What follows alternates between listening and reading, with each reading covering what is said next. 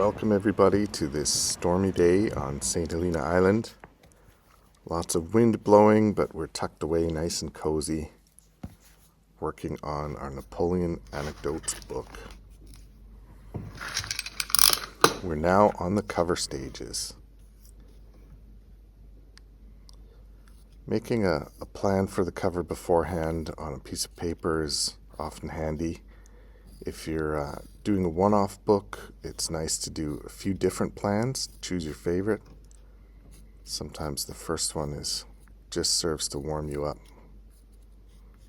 And then the second one or third one, that's the one that really will vibe with you and fit your book.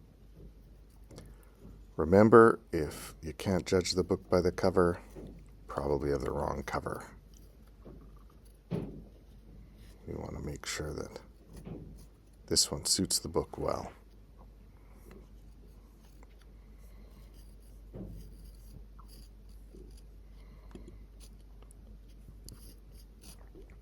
So I'm doing an outline of Napoleon here. I thought of just doing the hat and seeing as I go how well this fits,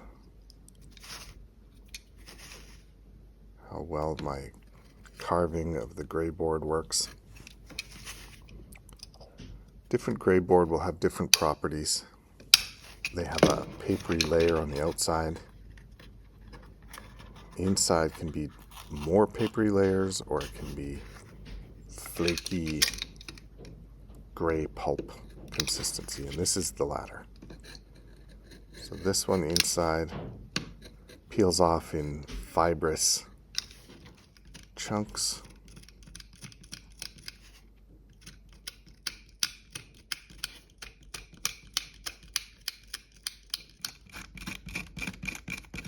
My idea here initially was to have the head and shoulders kind of moving down the torso, very embossed, and then gradually fade off this way and not show the bottom of the coat, not show the legs, and have a ghostly torso figure. Sometimes it's nice to experiment, sometimes we keep the experimenting to a separate piece. I'm going to keep the square that I cut out of the front to help press the leather onto the board for gluing, which you'll see in a little bit. But I want to just take the edges off of this to leave room for the leather to dip down into the depression. You'll see how that works when we put the book together for gluing.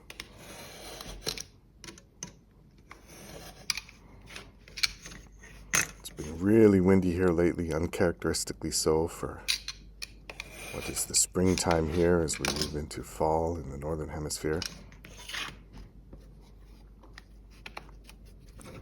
Many people thought I'd get 2 Christmases while we're down here, but Christmas is the same month, regardless of the hemisphere.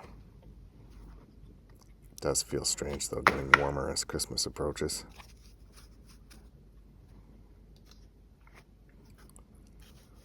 So here we're working on the back cover of the book first. It's always best to do things on the back first. You warm up, you work out any little bugs that the particular book might have, and if there's any minor little flaw, it will show up on the back of the book. The back and the bottom of the book rather than the top and the front. The issue with this book, it's a very small book, so I don't want much overhang of the covers, which makes the tolerances for errors really small, like a millimetre.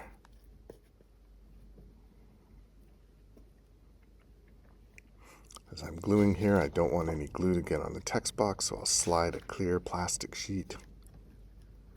These are quite firm plastic sheets, kind of like the overhead projector sheets, if you're old enough to have seen those in school. So they don't wrinkle or crinkle, but they completely block moisture from going from the glue through the board into the text block and making it wavy and warbly. We want to avoid that. Now I'm putting some moisture and weight on those tapes.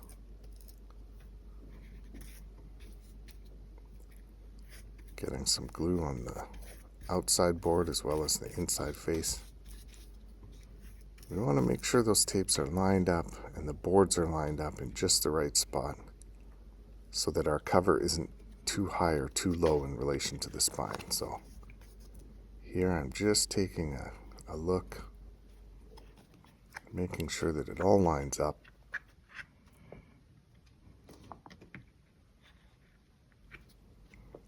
And it's looking pretty sharp. So let's set it in place by very carefully putting some weight on there.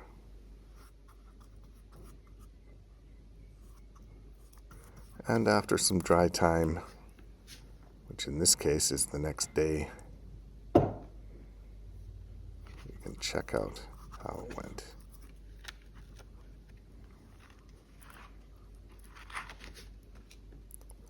It's pretty good. It's on there nice and solid. But what's getting me now is I'm looking at that and thinking, I think we'd better emboss the whole figure of Napoleon. His posture is, I think I captured it reasonably well. And if I take away the feet, I might take away that feeling of who it is. And I'd be relying entirely on that bicorn hat at that point, which I think is a bit of an easy win there. So we're going to get the whole torso going.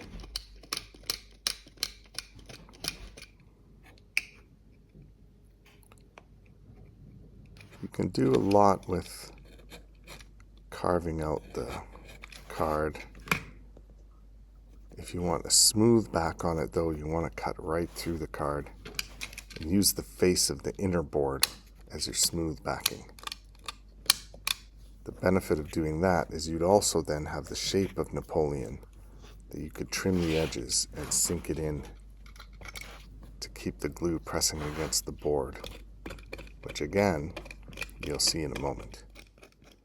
As soon as we're done carving him out and getting the front ready, so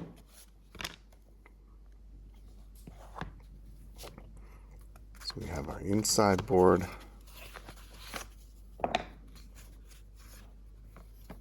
Make sure everything lines up and measures okay, and then the outside one will be here. Don't worry about those bits of tape that are sticking out. We'll take care of those after the fact. Having that length on the tapes will allow us to get a little more weight, a little more glue on them, and they'll stay straighter during the gluing process. If we cut them off too short, they get really difficult to work with. So here we go, making sure we put them on the board with the board in the correct position. Got the plastic in there again. Lay this on top. A little bit of pressure. And let's check out, make sure everything's sitting in the right place. You want to make sure it not only lines up with the spine, but with the boards on the other side of the book as well, so the front and back covers are in the same spot. This one I'm just tweaking a little bit, making sure it's in a good place. And with the plastic there to block the moisture, I think we're ready for this one to sit under a weight for a little while. So gently, without sliding it as it goes on, gently set the weight on top. You could use a vise for that as well. A couple of hours later, maybe, we should have very good adhesion between the two boards. The tapes are still moist, but not sticky. Without cutting through the Greyboard, we just want to trim off the tape. If you're worried about cutting through, you can put a piece behind it as backing something for the blade to go into if it does happen to cut through that bottom greyboard. But what I do is I just do lots of short little cuts until it makes it through. And there we go, nice and clean, but maximum tape pressing between those two boards to keep the cover strong. Now, the leather that we just had in, this nice blue. Now I do make two errors on this book. See if you can spot them as we go. One has already occurred. It winds up looking more like a style choice than an error in the end. It can be quite forgiving if you're not restoring a book to its original form, but you're doing something new and artistic or building a book. Then, like most art, you've got a lot of leeway for things to work out the way you wanted to, or maybe not the way you wanted to. But the finished result, you just own it and go with it. In this case, there's some flaws on the inside of the leather that I discounted, thinking they wouldn't show through, and in the end they do actually show through. I'm used to a thicker leather in my practice books. This leather is 1 millimeter thick. It's very thin stuff. People use thinner, but 1 mil is thin enough to show every little bump. So when you do the Napoleon impression, the embossing on the back, you'll see what I mean by the smoothness or the roughness of the greyboard. This one will be quite a rough interior, which I don't mind. I like the look of it.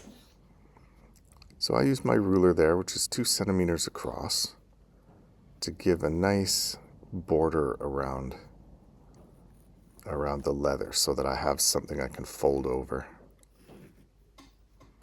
Very carefully roll that, and I trace it out so that when I'm gluing or when I'm looking at the border on the paper to wrap around, I have a good idea of how much wrap I'm getting, where I'm putting the glue. So I'll trace out the full size of the book, as well as showing where the spine is. And at this point, if you wanted to, you could glue it onto the covers, decorate it with the gold and all of that, and then attach it to the book, whereas I've attached it to the book first. There are kind of costs and benefits. There are costs and benefits to either way. Here I'm cutting off the excess. I don't want a bunch flapping around getting in the way. And if I have nice square borders, it helps me line things up when we're wrapping the book. That's a fresh blade on the knife, so it's cutting really well. And let's get some paste on there. You can make your own paste from different starches, or you can buy some PVA pH neutral glue, which is what I'm using for this old book. If you're just making a journal or something like that, or putting a cover on a modern paperback, you might not need to worry about it being acid-free. It'll still give you 20 to 50 years of use without any problems occurring, without any discoloration. So here on the back, what we're going for is to get the glue pressed against the leather. So we want to work the leather into that hole.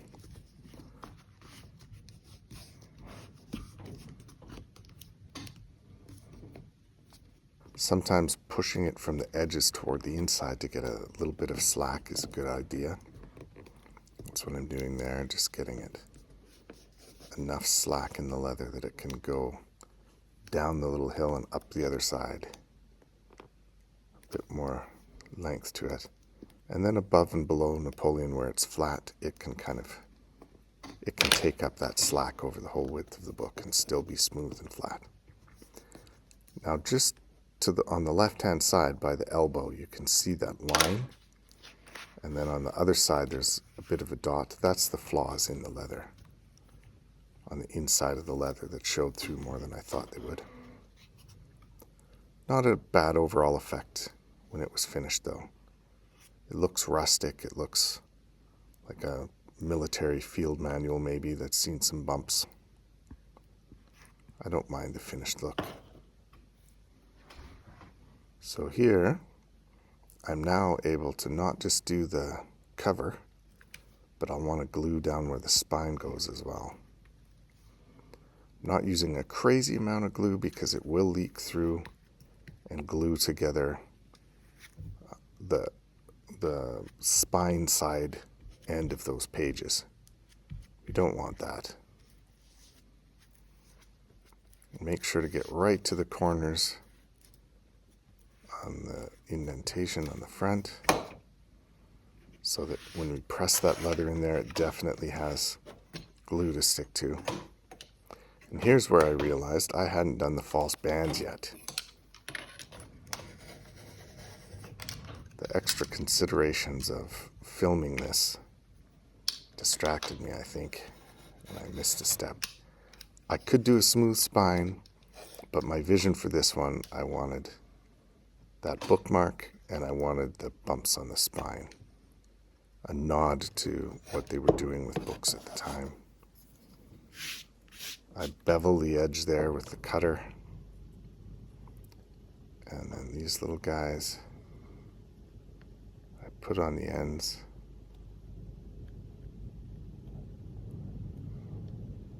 So one at either end, then one in the middle, because I want them evenly spaced on this book.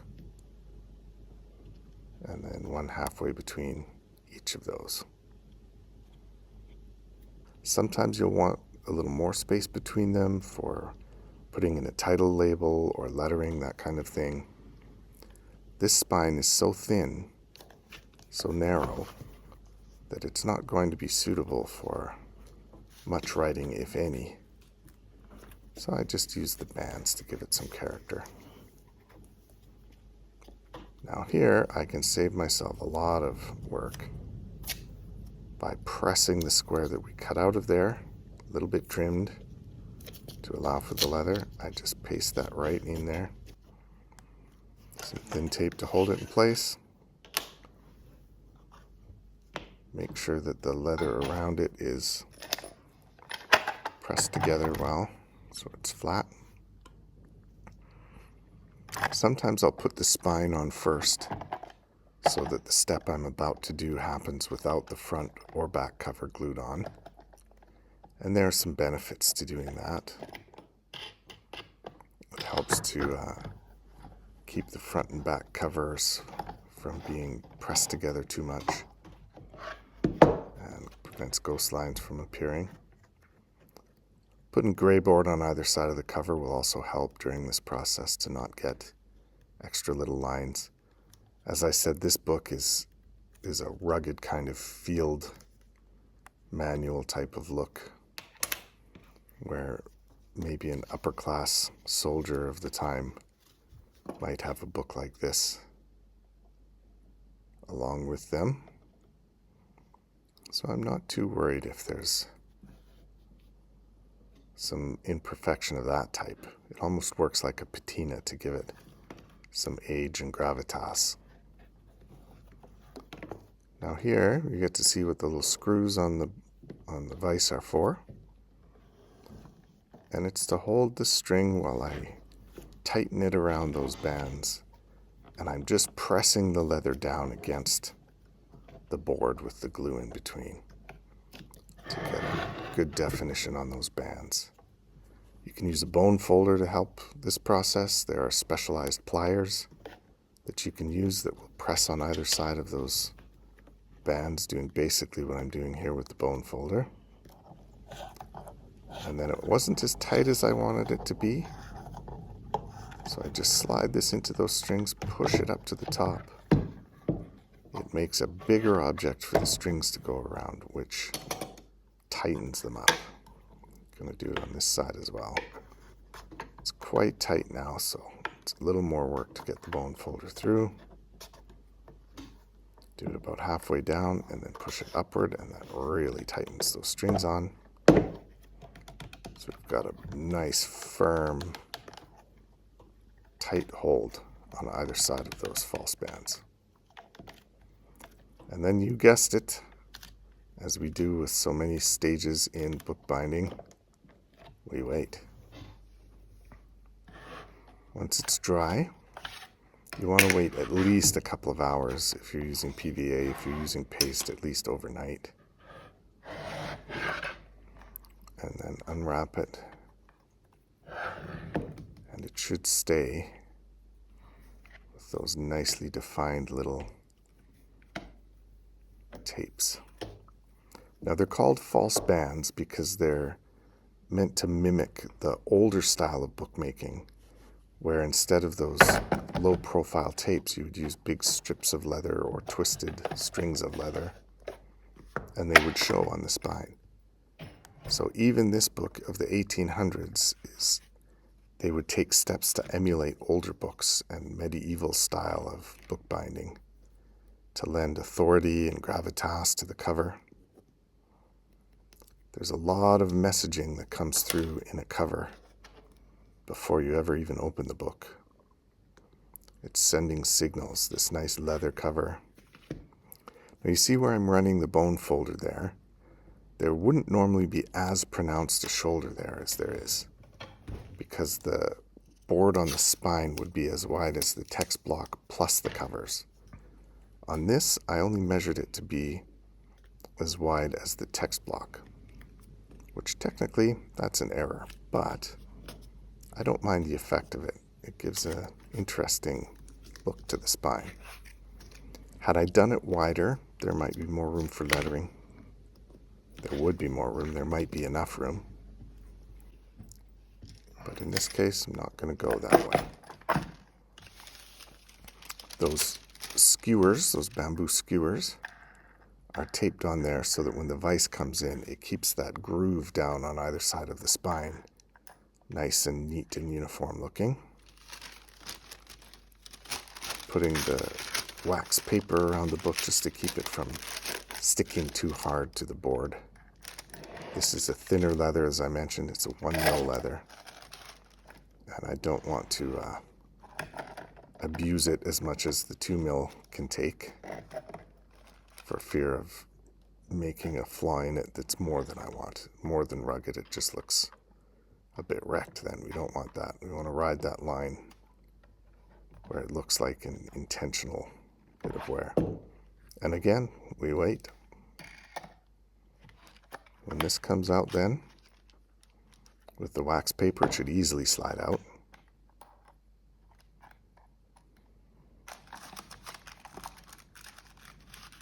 Yeah, there we go. A little bit of wrinkling in the wax paper, which isn't the best. It shows there was some moisture in there. And that'll come out on the book a little bit. But again, this particular book, it's not a big deal. So the flat faces of the outside of the book are pretty much taken care of now. And we have only a couple of things left to do to finish off the outer portion of the book. Napoleon looks good. The little plate in the front looks good. But since we're gluing on the inside now, we don't want to accidentally glue our text block together. So I'm going to wrap it up. You can wrap it in wax paper, tin foil sometimes works, although if you're going to press it, the tin foil can press little grooves and things onto the pages on either side more so than the wax paper tends to. We're doing a 45 cut. Our basic theory here is we're cutting away any leather that would be extra when we fold that over. So we cut a 45-degree corner off of it, leaving a little bit of space off of the corner of the cardboard there. See space between the board and the ruler? We want about the same amount of space there as the board is thick. So in this case, about 2 millimeters. and then we'll cut the corner, the little tip of the corner out. You'll notice that I'm angling that knife quite a bit. I'm not cutting straight up and down. I'm cutting to give a beveled edge, because when we fold these corners, those beveled edges should come together nice and neatly. Now, as I think I've mentioned before, and I'll mention again, this is the most stressful part of the bookbind for me, doing the leather corners. Although with the thinner leather, it's much more forgiving than with the thicker leather. Cutting some of the material off of the corner here, off of the middle so that it doesn't bunch up on the spine. Another great thing to do here is to scribe it, which means you shave it down thin, which is best done when it's flat and not glued to anything yet. You can thin down all the way around the outside edge, but especially on the spine there. Often they'll do it on the same edge, like where I'm putting the glue on here. They'll scribe it down to where it almost fades away at the edge, and it makes less of a bump on the inside of the cover. But it's easily filled either way, so I prefer the thick leather. It gives the book a bit more weight. A thin, light book, I tend towards using book cloth instead of leather for that. Here I'm pushing the leather down into that gap we left between the sewing and the edge of the book, making sure that the end band and any bookmark stuff is not folded up in the leather, but that it's between the leather and the text block. So I'm using the ruler there to keep the end band pushed forward and open up that gap. Once it's in there, I can pull it down with my thumbs. While it's wet, it slides quite nicely. Actually, it's quite a satisfying thing to see it slide into a tight fit.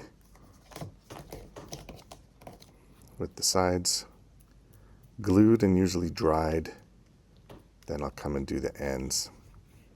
And here's where, when the corners come together, it is a fantastic feeling of satisfaction. When they don't, it's a bad day. But salvageable. There are usually little things that a person can do to fix that. Worst case scenario, make one of those metal tips that are meant to prevent wear. Wrap it around the edge of it, and it will cover over your sins. So after that dries, now look, we've got a proper little book happening. A few steps to go though.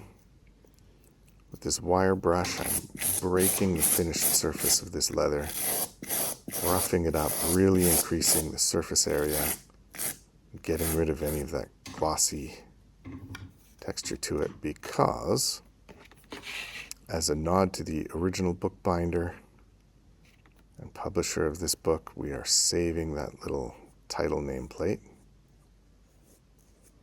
by embedding it in the front of the new one.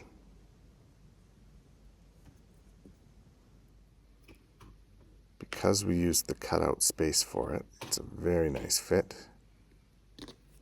And because the rest of the leather in the book is already glued on and dry, we can put this little card back in place.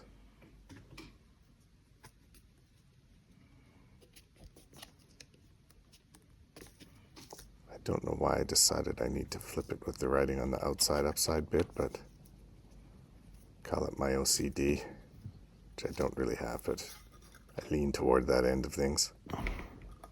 Down it goes. And when it's dry, we have just one step left to do on the outside of the book. But on the inside cover, there are a couple of structural things left to do. You want the experience of opening the cover to be as pleasing as the experience of seeing the outside cover. So anything you can do to make the inside elegant and symmetrical and smooth if you want it smooth, I've never embossed the inside of a cover, but that's not a bad idea. I might try that sometime.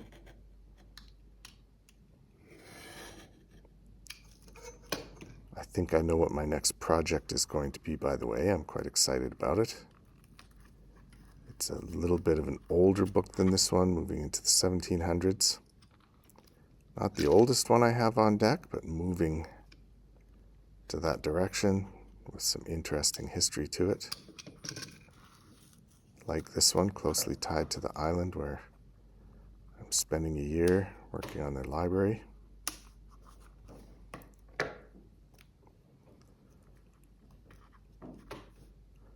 I would not have wanted to fold this over with this centimeter or so of leather, but having folded it over with more, gotten it solid, I can then cut and peel that back, and the remaining centimeter of leather will hold really well. The extra thickness or broadness of it just helped to get it in place properly, and you can see how neat and tidy that looks now with the corners. We'll peel that off. And it has the added bonus of making it easy to fill it. If it's just our uneven, rough shape, it'll show through, it won't look very good. But it'll also be very hard to fit the board in there. And this board is about the same thickness as the leather. You want to put it in there so that when we glue it all together, it's a nice, smooth inside cover, with at most a thin line showing where the join is. The thicker the paper you use inside, the less that line will show. It just depends on how smooth and perfect you're wanting the inside and how much you want to hint as to the structure that lies underneath. There's a lot more going on underneath a book, underneath the cover, as you now know, if you didn't before. It's quite complicated, everything happening there to make your reading experience the best it can be and to make it last. So we cut out this little rectangle in such a way that it fits neatly inside the cover and flattens out that back piece, so when we're gluing on our end papers, it'll fit well. Now you notice there I drew a line first and then cut it. The reason I do that is it's easier to tell if I deviate from the line when I'm cutting it, which I did a little bit there. But I was able to spot it and fix it because I had the line there. Otherwise I might have missed it and wound up having to try and figure out after the fact which face wasn't quite straight, or having something not quite fit when there's glue drying waiting for me. So sometimes doing the extra line is worth the extra moment, just as a safeguard. All right. Trying to remember which way that card was facing, but this one is quite 90-degree angled, quite a perfect rectangle. So it won't matter in this case. But if you do happen to have a couple of millimeters wider at the inside edge than the outside edge, then you'll want to make sure you jot down what the top face is on that card so you can put it in the right spot.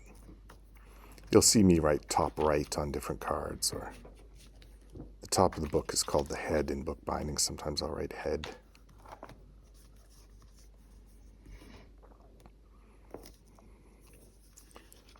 So the back cover plate is in. Now we'll do the front. Same process, just mark how wide it is, how high it is. Let's see if I'm consistent here and do the line on the cardboard. I think I did. I didn't show it, but I think I did. And you do the nice cut.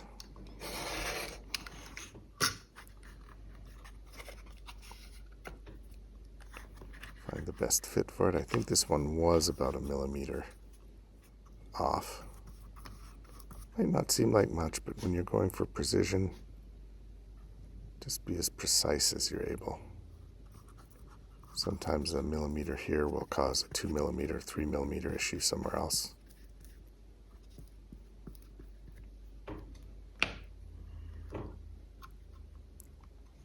Bravely using a razor knife to keep the text block up out of my way. But it was the back of it, so I think we're all right. And the moisture guard goes in there.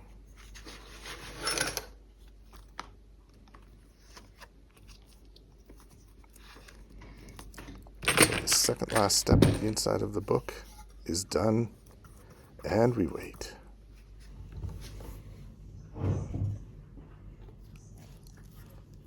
Here we go. Let's check our handiwork. Here we go. We're going to put a little bit of leather tooling on the outside.